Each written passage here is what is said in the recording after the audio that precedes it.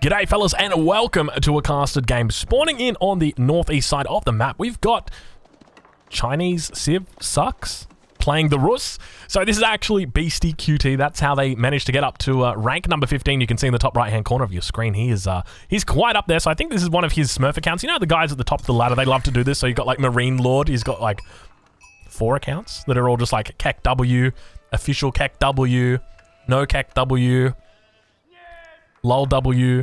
He's got a whole bunch, but anyway, they love to do this. Anyway, on the other side of the map, we've got Lee Nock, who's going to be playing the Abbasid Dynasty today for us. So this is an interesting matchup. So the map, for anybody wondering, it's Lipany. Lipany, a little bit different from the Stealth Forest map. I'm trying to think of the name right now. It's not the Stealth Forest map. I'll tell you right now, it is not the Stealth map. That is not the name of it. It's also not Mississippi River. It is Highview. Highview is the name. So this is not Highview. So there's no extra wolves on this map. There is, however, extra berries on this map. So that is one thing to note. So you can see that both players spawn with a couple of extra patches of berries. So you can see they're dotted all around the map. So you've got 3 up over here. You've got 2 down there. And then you've got 1, 2. You know what? You know what, guys? You know what? You got 1 here. 2, 3. There's a 4th one. 5th one down here. 6th one over here. 7th. An 8th one over there, a 9th one, and then of course you've got number 10. So look, this is it's a map with many berries. It is a map with many options, and Lee Nock obviously going to be going for a pretty smart one here. I think this is a very smart move. So why would it be smart to go Abbasid Dynasty on this map? A map where you get extra berries. I'm taking answers from the classroom. Go on, write your answers down. Correct. That is exactly why. Because the Abbasid Dynasty get a berry bonus. So any map where you've got access to extra berries, it just makes sense to be going for a berry civilization. So he's obviously going to be able to expand, you know, and take out a lot of these berries before he has to go into farms. Because eventually, you know, we're all going to have to farm out eventually, except for the Mongols, but we don't talk to them. We are going to have to move out to farms. But Lee Nock on the Abbasid Dynasty or on the Delhi, if that was what you choose, you can take it out a little bit longer. We'll check in with how Beastie's doing. Beastie up to 105 bounty. I tell you what, that is not too good. But he does have a lot of sheep back here. He's got the double scout out as well. Plenty of sheep back here, 9 sheep, so he's going to be quite happy with that. But yeah, the big thing for me is that he's only sitting on 160. Ideally, by this point, he should probably be sitting on a little bit closer to that 200 mark, but we'll see. We'll see. How many, are there any hunts that remain? Okay, he's got this one back here. He's cleaned up this one. This one's also dead, and then this one down here is also dead. I think he should be fine. He should definitely be fine. He's also got a couple more wolves up here as well. You can see him beginning to leash those. In between taking these out. So I think he's going to be absolutely happy with that. Probably end up cracking about 280, something like that. But he'll be in a very, very decent position. But I guess what we can do in the downtime is just talk a little bit about Beastie's name here. Chinese Civ Sucks. What do you guys think? Does the Chinese Civ suck? I don't know about you, but like, I was thinking about playing, and I'm like, I'm not going to play China. You know why I'm not going to play China? Because the Chinese Civ sucks. I'm like, man, give me some Delhi, you know, give me some Mongols. I'll even play, like, French or the Holy Roman Empire, man. Like, yeah, hook me up. But, yeah, not the Chinese. I don't know. I just don't feel them the way I used to feel them. You know, they used to feel great, but now it's kind of like, yeah, they're just kind of being ruined. But I think with the Chinese, it's a slippery slope, isn't it? Like, you got to be very careful with them because, like, one buff too many and they're just going to go bam. You know, they're going to go over the top incredibly. But we'll take a look now over at Lee Nock's side. No surprises, the economic wing does come up. I think we've very rarely seen the culture wing on water maps. The military wing sometimes comes out, but it's very, very rare. So yeah, I think it's pretty standard to see what's happening here from Lee Nock. Lee Nock going to be going for that early wheelbarrow build. This is a build that was pioneered by Don Artie. So we'll see how well Lee Nock sticks to it. You can see he's got a couple sheep back here, but he is well and truly on berries now. But we'll have a look how he manages to do it. You can see he's about to hit that age up as well and should have just enough gold to be able to research that fresh food stuff as soon as he gets up. So let's see how he does it. You can see him dropping off. He does force drop right there. Manages to get enough. So he is on the ball right now. Keep in mind, Lee Nock currently sitting at rank number 12 and going to be clicking fresh foodstuffs. There he goes. Clicks the fresh foodstuffs and he's pretty happy with himself at this point. On the other side of the map, though, we've got Beastie, who's now entered into the second age. You can see he's still got the ticket there. Could potentially look to go for professional scouts. We'll have to wait. We'll have to see whether he looks to click the button. He needs 1 more gold. He needs 1 more gold. Slaughter 1 more sheep, Beastie, and you can do it, I'm sure. But we'll keep an eye out on him. Looks like he does go in for something a little bit different. There we go. Professional scout's going to be it. I think he's used a ticket there. But he could have actually slaughtered a sheep and gotten out of there. Gotten out of there a little bit better. But now it looks like double stable coming up for both players. So Beastie going to be going down for the stable. Leenock also going for the stable. But keep in mind with the Leenock's build order, not adding in the second TC just yet. Going to be a little bit of a delay there. But he's obviously picked up the wheelbarrow.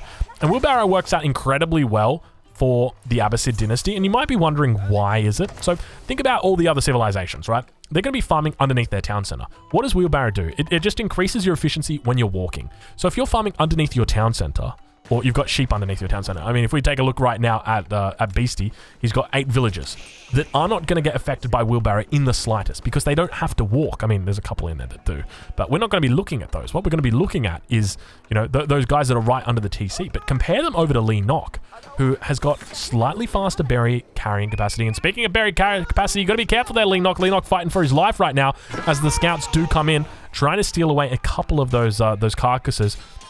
Now, keep in mind, Leenock not playing the Delhi, he's playing the Abbasid dynasty, so he doesn't get his upgrades for free. But speaking of free, it looks like a knight on the north side of the base now going to be taking out the first villager of the game. Second villager getting slowly tacked away by the, is it a scimitar? It's a lance. The lance of his opponent. Surely it's not a lance. That's that big thing. He's got a sword or something. Yeah, so the thing is, like, with these berries, right, you're going to be taking these berries that are further away. And so the wheelbarrow is really going to help you out because it means that you're traveling these distances a lot less. So it's just a very smart move to be going as either the Abbasid dynasty or the Delhi. But now towards the center of the map, it looks like Beastie does manage to pick up a couple of those hunts, does drop them down. You can have a look, I think right there. Yeah, there's a deer carcass there. He manages to drop them out. And now we actually see some counterplay. And now this was a couple patches ago, you guys will remember.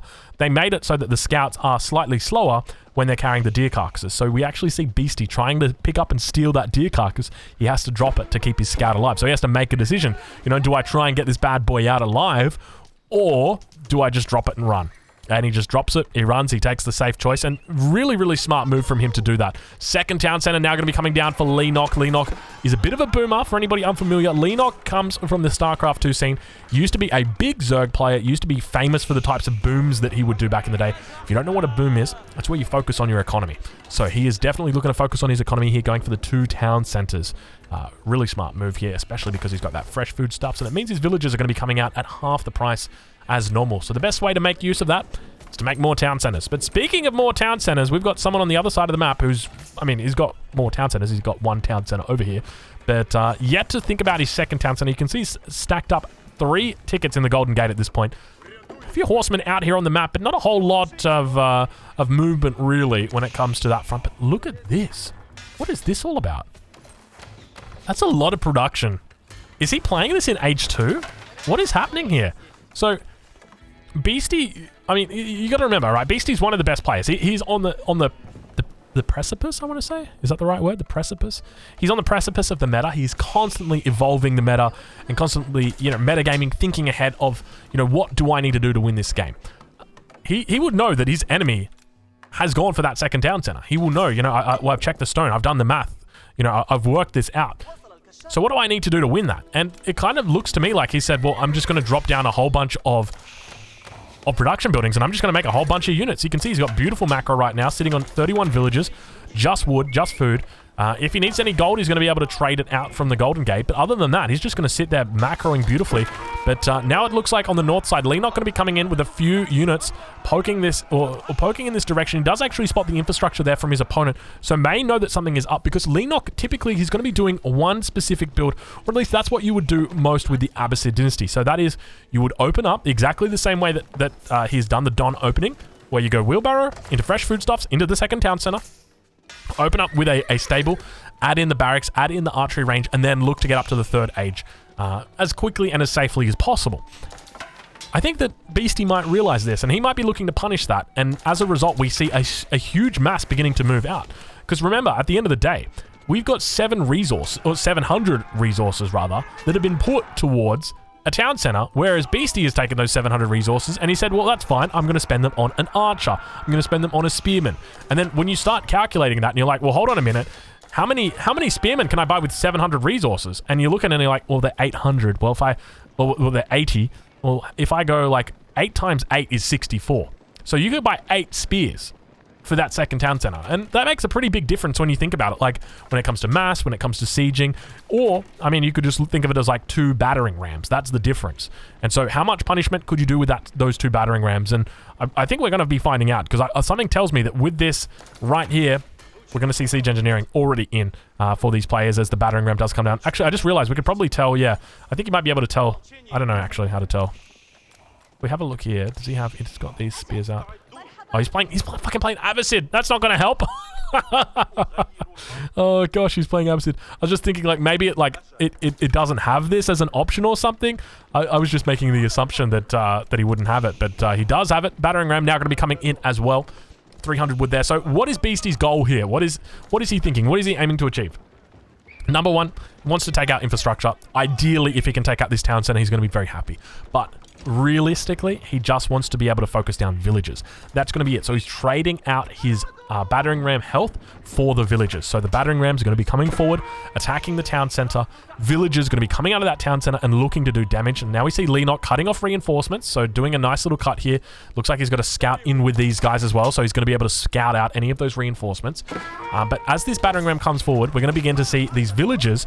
And now Beastie is going to be focusing down those villages and trading out with them. So that's what he's looking to do. He's trading the health on his battering ram. And you can see now he's losing. He's going to be losing that second battering ram. Actually, a pretty decent push now coming in from Leenock. He looks like he's doing quite well. Getting flanked from all directions. We can see that on one point, we've got like the reinforcements coming down here. But then by the same token, we've got the little bit of a flank maneuver coming around like that. So it is it's a curious position that he's going to be able to be in, but Beastie looks like, I tell you what, that is so hard to do, man. Props go out to those casters. I think they only really do it in the replays. That's so hard to do on the fly. I'm trying to watch the battle and at the same time explain the mechanics of what's happening. It's just, nah, that ain't cricket. That ain't, that ain't happening. That is not happening. But Beastie, I mean, he managed to hold, like, I honestly thought he was going to get cleaned up there. When I saw the camels come out, it didn't look particularly good, but he's still looking not the worst. His score at the moment, I mean, it's always, I would never really go on score until you start to hit the mid-game, but at this point, you know, you can see his score is ahead by about 500 points. I still wouldn't really worry about that, just because you got 42 villagers here, you got 49 for Leenock. Leenock's on the double TC as well when you compare that over to Beastie. He's yet to add in that second town center, so he's going to need to keep trading out these villagers. It's really important that you trade out the villagers for these battering rams, and we're going to watch again once as 26, or how many villagers has he got there? He's got 22 villagers. He's got a lot of villagers actually that's coming up, 30 villagers. You can see them focusing it down. Beastie going to be looking to focus down the villagers as they come through. Now going to be cleaning this. Oh my lord. Gosh, I do not like that bug. Beastie now looking to actually try and defend this position as the villagers continue focusing down the battering rams. All those battering rams going to be going down. Leenock sitting down on 43 villagers. Beastie manages to even up the villager count quite well there. You can see him continuing to focus down the villagers, but keep in mind by this whole time, Beastie is focusing down the villagers. But look what's happening to the military. The military is just getting out these free shots, and now we've got an overwhelming mass beginning to build for Leenock. Scores are starting to look a little bit better for Leenock. He's less than 200 points away from Beastie at this point in time, and his mass is looking significant. He's managed to maintain 2 town centers. He didn't lose that second town center. He did keep it alive. He's burnt down, I think, 4 battering rams, I want to say, at this point in time, which is 1,200 resources. He's lost a fair few villagers. He's down on 44 villagers at the moment. Compare that over to his opponent who's on 45. But he now has the tempo because he's got the military advantage. He also has the town center advantage, and that is going to be the big difference here. But speaking of big differences, take a look at Beastie with a little bit of a different macro style today. 1,200, 1,300, 1,400. What is he doing over on that side of the map? He is saving up for a wooden cabin or something. But now it looks like Beastie going to be trying his best to push back in once again. A couple scouts on the front line going to be looking to tank up this damage. But Leenock having an absolutely terrific time. He's managed to pull up that +1 as well, you can see on the defense. But now going to be adding in farms as well. Now keep in mind, he is playing the Abbasid dynasty. If he wants to move out in this direction, it's going to be very, very possible, very reasonable to do that. But ideally, you'd probably want to have a bit more map control before he does do that. At least have a couple scouts on the map telling him. But we'll take a look now over at Beastie's base. See what he's adding in. Going to be adding in the double archery ranges. So he's really looking at going ham here. Now, we've seen this with a couple of Rus players before where they stack up a huge amount of wood, but now Battering Ram's going to get dropped down. We've got triple Battering Ram getting dropped down. I don't know how I feel about this. If you've got an excess of wood, I mean, you can always trade it away. Beastie. Beastie, what are you doing? You got 7 tickets sitting there. So what he could have done, if he wanted, he could have just sold out some of that wood and bought some stone and got himself a town center. That would have been one of the options. He could have gone for a double. He could have gone for a triple. You know, oh, baby, a triple. He could have gone for a triple. But hasn't done that. Decided to go for triple Battering Rams. I mean, I guess he did really go for a triple, didn't he? But we'll take a look now over at Lennox's side of the map. And see exactly how he's doing. You can see more and more farms getting added up here. Lennox also going to be going up to the next age. Lennox ahead by a mile. At least that's what it feels like. I mean, we look at the score here and we see Beastie very far ahead, but you know, it's one of those things where it just feels like Lennox is ahead, but keep in mind he could very easily be punished right now. He's playing the Abbasid dynasty. If he's not careful, it's very possible that Beastie looks to come in from this angle, takes out the infrastructure on the front, takes out the second town center, begins and turns his attention towards this second town center. There are a lot of villages back here, but keep in mind, once you start getting around those 3 Battering Rams, that's when it becomes very difficult to start killing them with villages, because you have this, I don't know what the concept is called, but essentially, when you've got more Battering Rams attacking a building, they're obviously putting out more damage because there's more of them. So you can kill one of them, but then there's still 2 that remain. Whereas if there was only like 2 Battering Rams that attack, you take out the first one, then there's only 1 that remains. So it becomes really, really difficult for you to sort of deal with Battering Rams with villagers as their numbers increase. And now we see a little bit of a push coming down here from Beastie. Now Lennox spots this out. Let's see if he changes his posturing at all. You can see he's heading up to the 3rd age. Going to be going up with the culture wing here. So no military wing for him despite having the camels and the archers out on the field. Very easy +1 armor there for him. But we'll check in with Beastie. We'll see how he's doing. It looks like he might be macroing for some of the same thing now. We'll check on his tickets and see how he's doing. He's still sitting on 7 tickets, so he may have used some. I don't know if this has got a max of tickets, but I feel like 7 would probably be a good number to have as max. But we'll take a look now as he begins to push in. I think at this point, Lennox might actually realize that this town center is doomed, that this position is doomed. That is a lot of units down in this position. I feel like Beastie or Lennox's only real play at this point is to get up to the 3rd age and get a Mangonel out. I don't think he can really do much more than that. I just feel like this is a lot of units and you're not going to be able to beat it just with your own archers. There's no way you're going to be able to get back into it with that. So town center is going to be going down. Beastie does actually make some headway finally here. Villagers got to be careful. We can see Beastie now going to be able to click up to the next stage. Villagers managing to evacuate the dance floor before they get infected by the sound. Camel Archers doing their best in as well here. We'll check in on Lennox's position. You can see he's spent a whole bunch of res on units. It looks like he's going to be going the Men-at-Arm route, but is getting siege down. Battering Rams here doing their best. And Beastie now actually getting one Battering Ram picked off. So he did try and split them up towards this second barracks, but not having a lot of luck. And now it looks like the Horsemen going to be trying their best to sneak out a bit of damage. Beastie looking like he might actually be running out of steam here. I'm a bit concerned because once these Men-at-Arms come through, keep in mind, they got the +1 armor. They're going to be going up against the 6 damage archers. They're not going to be doing a whole lot. So it looks like Lennox somehow manages to hold. We'll do a quick stock take and check. He's sitting on 60 villagers at the moment. 59 for Beastie. So Beastie managing to get up to the 2nd or the 3rd age as well here. Has taken out enough of Lennox villagers that he's mitigated that 2nd TC advantage and has taken out the 2nd town center, evening up the scores when it comes to these two. These guys are incredibly close to each other now when it comes to the way that they're playing. Current resources at the moment looking pretty in favor of Beastie, but we'll switch it over to the income so you can see exactly what is happening behind the scenes here. And still these Men-at-Arms going to continue tapping away at the archers. And up towards the north here, it looks like Lennox going to be able to shut this down. So I think as we enter this period in the mid-game where Beastie has definitely evened things up, which person has got a better position?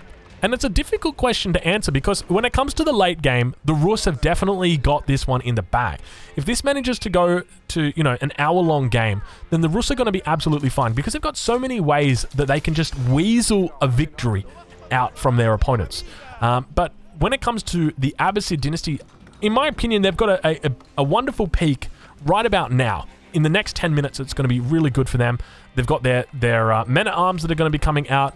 Now, he didn't go for the military wing, but if he looks to go for that for Imperial, he'll be able to get boot camp. There's a lot of nice, unique upgrades that he can look to get.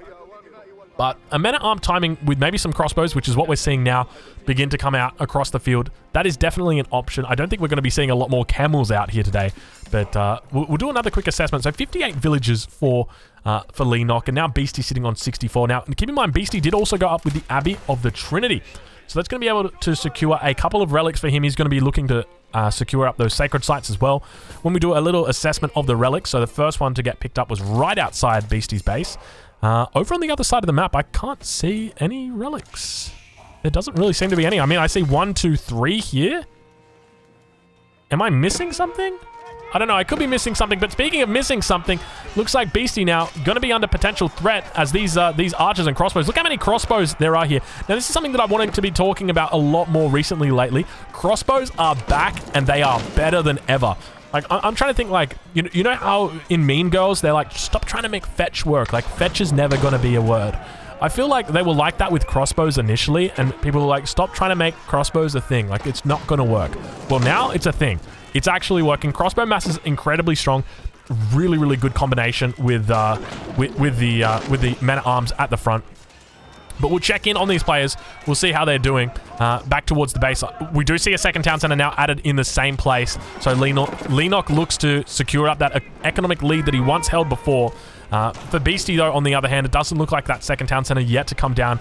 But under a bit of pressure at the front here, I would expect that we have a Springwood coming out. We actually hear the Springwood coming out from the wooden fortress. So a very smart move. He's going to have to fall back from that position. You can see there's quite a bit of damage there. If he wants to take this out, he's going to need a trebuchet. He's going to need a bombard, or he's going to need a lot of units underneath that. But a very smart move there from Beastie to be dropping down that Springwood emplacement in that wooden fortress. But now a scout heading out and finding a little bit more information about his opponent. Leenock out here. So Leenock actually does have the mosque out here on this flank. And that's the reason why we couldn't actually find that. And you can see, look at that. Oh my god. Wait, is that a thing? Is that a thing that you can do?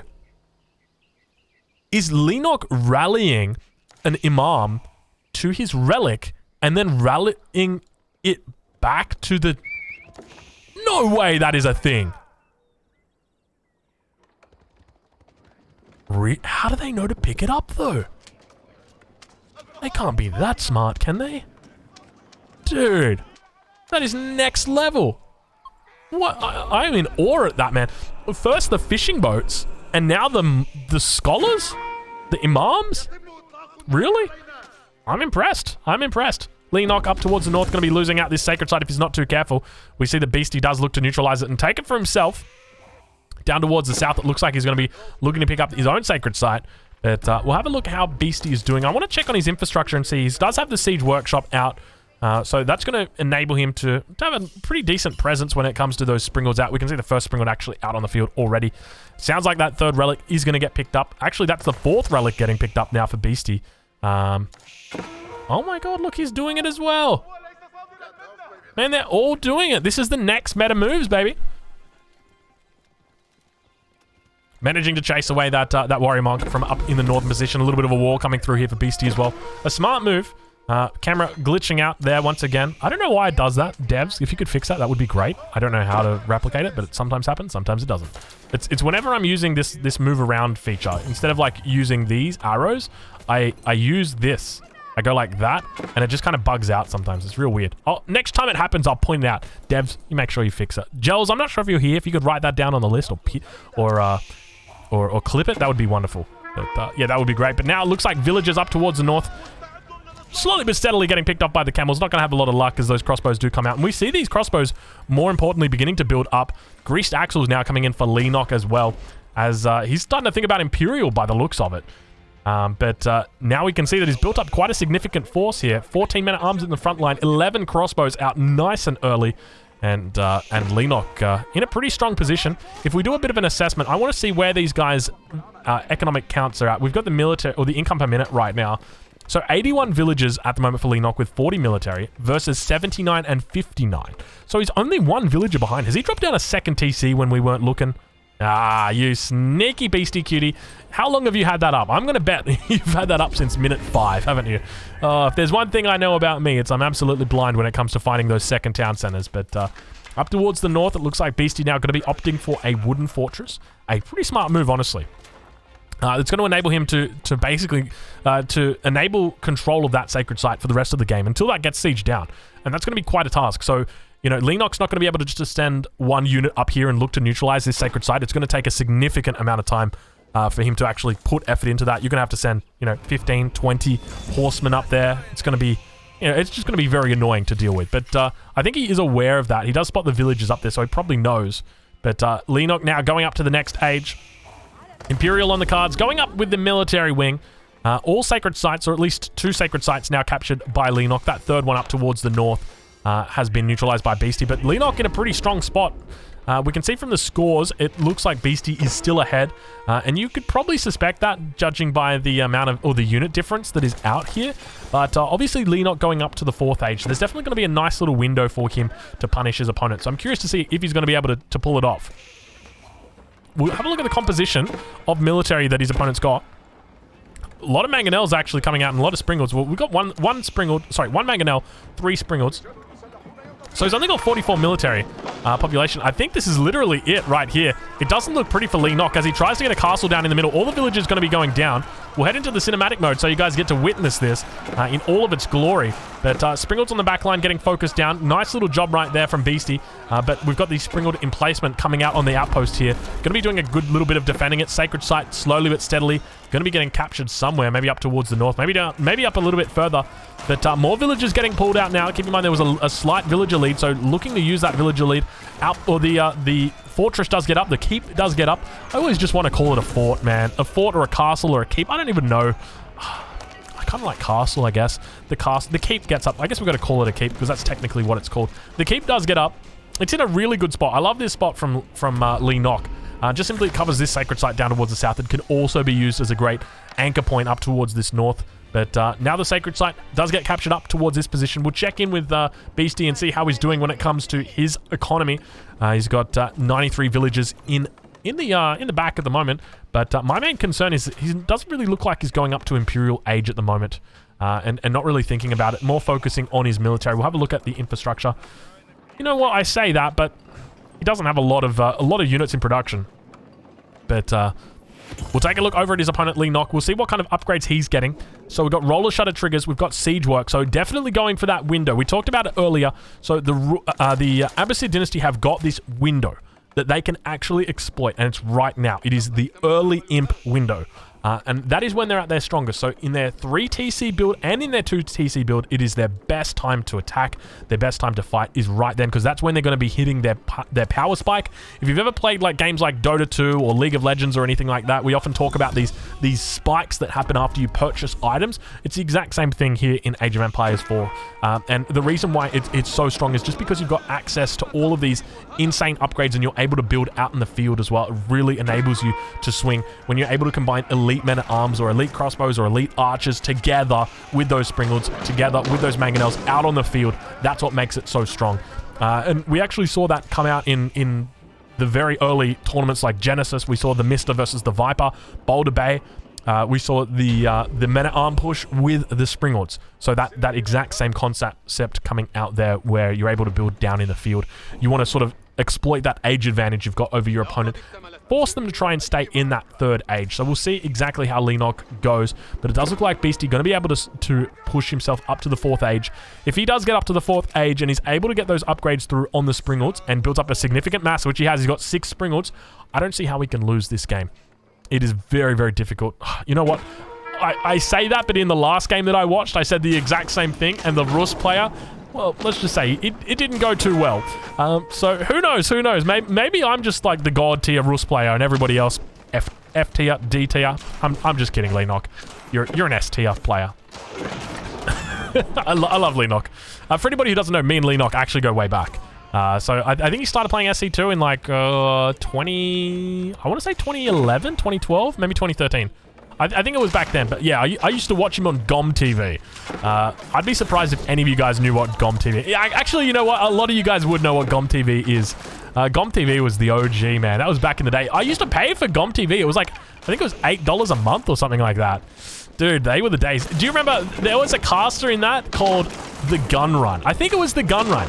And he had the best voice and the best audio, the best quality and everything. It was so good. I loved watching. Whenever the gun run was streaming, that's what it was so good. It was like, hey guys. It was just beautiful. Oh, man. But now it looks like Leenock going to be pushing in. You can see that extra range he's got there. He's got the 12 tiles of range compared to Beastie, who's still waiting for those upgrades. Actually, that's a monastery. That's not a landmark.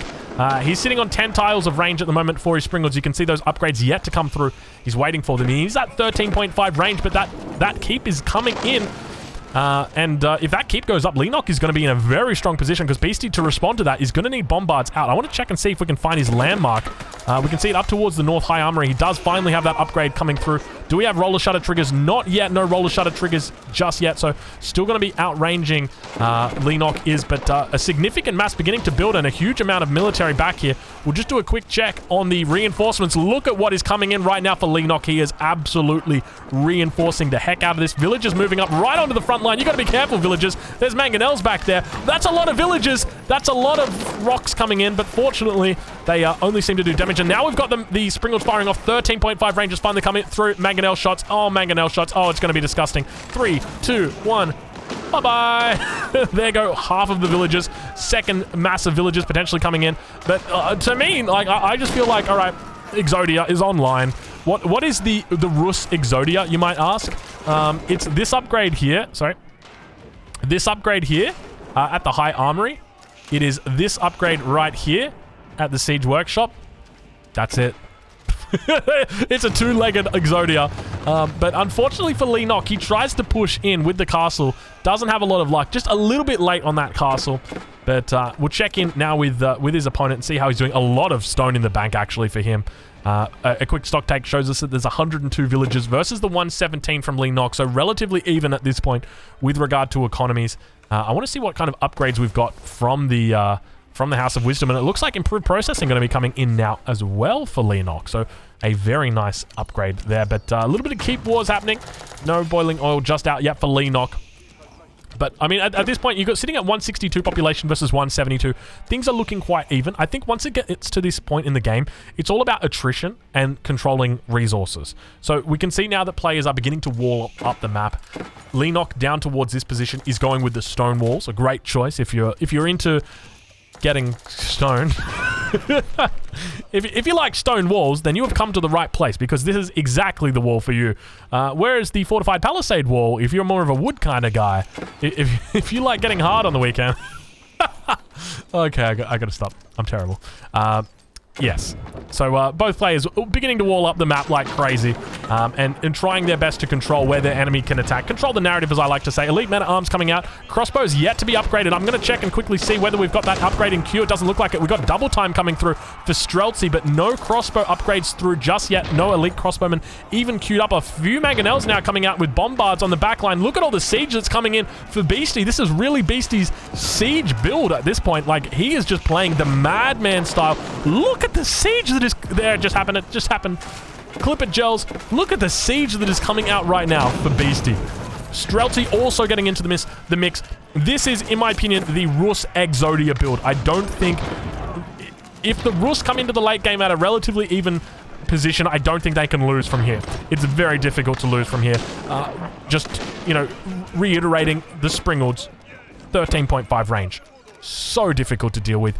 Basically gives you siege superiority. Your enemy is never going to be able to make siege against you. As a result, you are the only one who can make siege, and because you're the only one who can make siege, you win the game. That's essentially how it works. You can try and make siege against the Rus. You're just never going to be able to trade cost effectively, because not only does the High Armory provide that unique upgrade, which we talked about, which gives the 1.5 range, it also reduces the cost of the nearby siege workshops and all of the units that they provide. So it takes it down. You take a look over on one side. Oh, speaking of one side, we've got ourselves a little bit of a bombard misplacement as Leenock now begins to push in. He's down a little bit on score, only 1,000 points in it at the moment. The Streltsy trying their best. Elite men-at-arms doing a great job just pushing through to the back line. Villagers also getting pulled. They need to do a bit of healing. Elite crossbows also coming out. Leenock looking absolutely menacing at this point. The bombards on the back line are going to be turning around with the Springles in set, but the main big thing right now that is I'm taking away from this is there are no mangonels. Just before I was talking about the fact that, you know, Rus should win this 100% of the time, and in comes Leenock with his big Leenock hands and just destroys Beastie's position. You can see that he's falling back with... that was a close one. He's falling back with the... he's falling back with his springlets, now trying his best to get up a castle, but I really feel like he's in a difficult spot. Leenock is looking incredible. The only thing so what he needs to do now is, yes, this is exactly what he needs to do now. Forward, he needs to put forward production facilities, needs to keep bringing those units in right now. This is not looking good right now for Beastie. You can see the scores getting much closer, and Leenock trying his best to end this game, but still lacking that siege. He's got quite a good mass here of infantry, but Beastie has managed to hold, trying his best to get a keep down. He's going to have some fortunate luck there. A little bit of a push on the outside of the map here for Leenock as well, securing up a gold mine, which has got 8k gold in it, as well as these berry bushes, because, hey, you know, you probably like berries if you're playing the Abbasid dynasty. Indeed you do. Wooden Fortress going to be going down, and I feel like Leenock is beginning to give him the runaround. There's not, you know, these attacks going through, but I feel like there should be. I feel like you should be beginning to look at or think about the flanks. Just pump out units into all directions, and we can see that multiple keeps are now coming down on the flanks as well, trying to defend these positions. I think Beastie realizes he's not in the best spot. He's sitting at 178 population at the moment, but a lot of this is just siege, a very immobile composition from him. How many mangonels have we got in here? Only 2 mangonels. Honestly, those are rookie numbers. You got to bump those numbers up. I'm talking like you need, at this point, like 7 to 8 mangonels is where it's at. But now Trebuchet is going to be coming out for Leenock. He knows that the Trebuchets aren't going to be in any danger of dying to the Springles. I say that as the Trebuchets get killed by the Springles. They got so much range on them. It's absolutely wild. A little bit of a cleanup down here towards Isle 9 as Beastie tries his best to prevent the enemy from sieging down that wooden fortress. He's going to have a bit of luck, but now unpacking a whole bunch of mangonel shots into his opponent, and we can see this front line that he's got here. The Streltsy are doing a great job. Look at this, the keep as well going down. Bombards on the back line, going to be trying their best to tee off towards these units. Keep in mind, he's got all the upgrades. Culverin now coming out for Leenock. He says, "G'day, fellas." And the Culverin going to be coming out. Now, why don't Culverin work in this position? It's because they've only got 12 tiles of range. They get outranged. As long as Beastie's paying attention to these Culverin on the back line, which I think he finally has, they're not going to stand a chance as they are getting picked off. But there's not a lot of Springalds out here. He's only down to 3 Springalds. A fair bit of Bombards out here as well. Mangonel's doing their best to try and take these out. It looks like all the Springalds, or all the Culverin have gone down. And somehow, in all of the midst of it, a Bombard has managed to take out the castle or keep of his opponent. Beastie now looking to put down a castle of his own and secure this position. He's managed to do it. He's sitting on 3k stone at this point in time. Would be able to, if he wanted to, drop down 4? Maybe even, yeah, 4 castles. No, 3 castles at this point. 3 keeps at this point. But, yeah, Rus looking very strong. My main concern is he doesn't have the tempo. I mean, when it comes to his gold, he's got absolutely no gold income. This is the last gold that he's got access to. There's another gold down towards this position, a further 4,000 in here. And he should realize that it's imperative that he begins fighting over this gold. Because you can see he's got absolutely no villagers on gold. There's still 6k in that bad boy, and he is beginning to move over this direction. And this is where the final battles of this game could occur. You can see on the minimap right now, there is nowhere else that there is gold. There is just this one position down here. Now, Beastie does know about this, so he could look to potentially secure that as well. Getting up some more keeps. You can see as he is slowly frog leapfrogging. He is leapfrogging his keeps ever so slightly up, and now we see the men-at-arms beginning to come out. Streltsy going to be firing off. They are in with their double time, shooting as fast as they can, and there it goes once again, that little annoying bug when I try and move the camera across. Apologies to you guys. And men-at-arms chasing down the enemy units, and you can see we might do a little bit of drawing here if it gets you guys so excited. But the main issue that he's got is that there is quite literally, the units are going to run in underneath like this. The boiling oil is going to be coming out from this castle, and it's going to mean it's such a difficult time. At the same time, he's able to funnel in the units into these tiny little choke points. The mangonels just firing off, and it is just all she wrote at this point. Leenock is in such a difficult spot from here. The castle's still managed to stay alive. We hear those trebuchets firing off on the back line, but there's so many villagers out here repairing. He's got 11, and the keep does go down, but you can see he's now beginning to apply pressure towards this gold mine. Once this gold mine gets up, pressure applied, you can see he's got 2.2k gold in the bank, but that's not what matters. What matters is that tempo. Mangonel shots continue coming out, and the second castle going to get thrown down. I say second castle, but really it's about the 22nd castle that gets thrown down. We're just going to keep it in cinematic mode for the rest of this game, because I tell you what, it's going to keep going like this. Mangonel got to be careful here. He's working his way up towards this position. I don't know how many villagers we've got on this. It looks like only a handful. Is that, in fact, do we even have any villagers back there? Those aren't villagers. Those are bombards. Bombards aren't going to build this, but you know what are going to build this? Mangonels. Oh, no. Oh, no. Mangonels. Mangonels. Mangonels. They get up a shot on the back, but the village is going to continue moving forward. They're actually getting taken out by the bombards on the back line. We can see this castle is going to go down. It is getting Trebor down, and a lot of trebuchets coming out right now for Lenok. He manages to take it. Oh, he's almost taken out that castle. You can see the rocks continuing to go through. Lenok trying his best. He manages to take out all the siege from his opponent. This is an absolutely ludicrous game right now. Lenok trying his best to hold on. You can see he's sitting on 120 villager population. He's doing incredibly well. Not a lot of food in the bank, and slowly but steadily continues to push forward. The trebuchet line may actually be the secret counter to the Rus late game. Is this it? Has Lenok found the one way to actually beat the Rus late game? The trebuchet. Because the difficult thing with the Rus late game is that they get all of this stuff in their sandwich, and you can't eat it. You got lettuce, you got tomato, you got onions, you got the onions that have been deep fried. You got so much stuff in there. I haven't even mentioned the meat yet. There is just so much stuff in here. But the one thing that Lenok does is he comes in with his... I was going to say chopsticks, but I mean, like, he's bringing, like, the meat patty out. He's taking the meat patty out of the burger with the trebuchet. And I mean that because, like, of his precision. I promise you that. Lenok continuing to push in. We take a look now at Beastie. He's sitting on 139 population. Lenok on 200 population. Lenok may win this game at this point. He is continuing to take down the Rus. The counter to the Rus late game has been found. It has been confirmed. It is the trebuchet. The trebuchet is the way to actually win this game. I am so impressed at this point that Lenok has managed to do this. I genuinely thought there was no way that you could beat the Rus late game coming into this. But he's done an impressive job. I'm in awe. I'm in absolute awe. Beastie is in panic mode. He's got no gold in the bank. He tried to secure this gold down towards the south. Lenok continuing to mine it out. There's 4,000 gold on that. Still, we see these bombards going down. Just not enough mangonels in here. Not enough walls out from Beastie. But even if you got walls out, it doesn't matter because your enemy's got 5 trebuchets. What are your walls going to do? Beastie taps out. Good game gets called. Lenok demonstrates the one true counter to the Rus late game. Absolutely incredible stuff, fellas. I'm going to leave a link in the description to both of these guys on Twitch. Make sure you go check them out. They are absolutely insane players. Thank you so much for watching. I'll make sure to catch you guys in the next one.